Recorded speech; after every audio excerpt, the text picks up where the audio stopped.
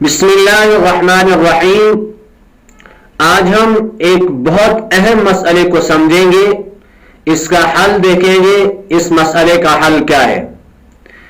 वो मसला ये है कि अगर कोई शख्स इमाम साहब के साथ 4 रकात वाली नमाज में चौथी रकात में शरीक हो गया, अब ये शख्स अपनी नमाज को कैसे मुकम्मल करेगा? इसमें हम लोग मसला समझने के बजाय सीधे कोताही करने लग जाते हैं और कोताही करते करते अपनी नमाज को जाया कर देते हैं। हमें चाहिए यही था कि हम उलमा से इस मसले के बारे में दरियाफ्त करते, उलमा से इस मसले के बारे में पूछते, लेकिन पूछने के बजाय हम खुद ही मसले को हल करने लग जाते हैं, जिसकी वजह से हमारी नमाज भी जाया हो जाती है।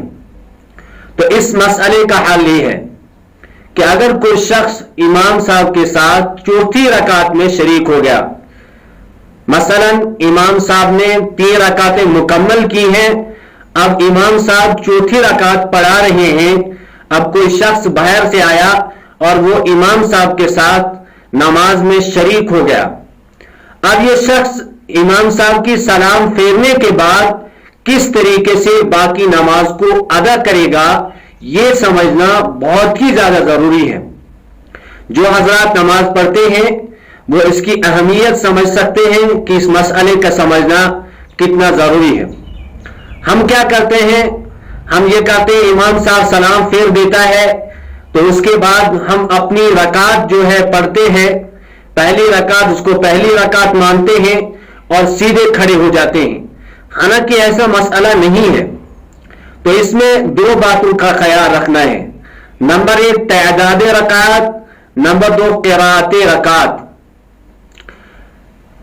इस शख्स ने यह देखना है कि इमाम साहब के साथ मैंने कितनी रकातें पढ़ी हैं।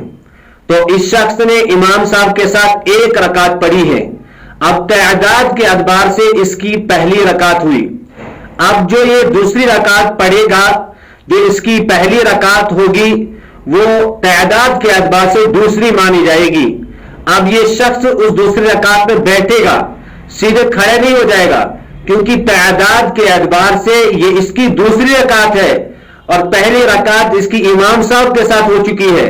इसलिए तअदाद के अतबार से अगर इसकी ये दूसरी रकात है तो दूसरी रकात में बैठा जाता है, दूसरी रकात में अत्तहियात में बैठा जाता है, इसलिए दूसरी रकात में यह बैठेगा। लेकिन क़िराअत के एतबार से इसकी ये पहली रकात है, क्योंकि इसकी पहली रकात आ रही है क़िराअत के एतबार से, क्योंकि इमाम साहब के साथ इसने आखिर वाली रकात पढ़ी है, पहली वाली रकात नहीं पढ़ी है। तो जब क़िराअत के एतबार से इसकी पहली रकात आ रही है तो इसमें ये सना भी पढ़ेगा, ताऊज़ और तस्निया भी पढ़ेगा, सूरतुल फातिहा भी पढ़ेगा और इसके साथ सूरत भी मिलाएगा। अब तअदाद के एतबार से ये दूसरी रकात होती है और क़िराअत के एतबार से ये पहली रकात होती है। इसी तरीके से अब इस रकात को जब मुकम्मल करेगा तो अब तअदाद के एतबार से तीसरी रकात होगी, क़िराअत के एतबार से दूसरी रकात होगी। तो तीसरी रकात में खड़ा हो जाते हैं तो खड़ा हो जाएगा, और दूसरी रकात में क़िराअत करते हैं तो क़िराअत करेगा, और लास्ट वाली रकात जो होगी क़िराअत के एतबार से तीसरी रकात होगी, तअदाद के एतबार से चौथी रकात होगी। इस तरीके से इस मसले का हल निकलता है। तो इसमें ख्याल रखना बहुत जरूरी है।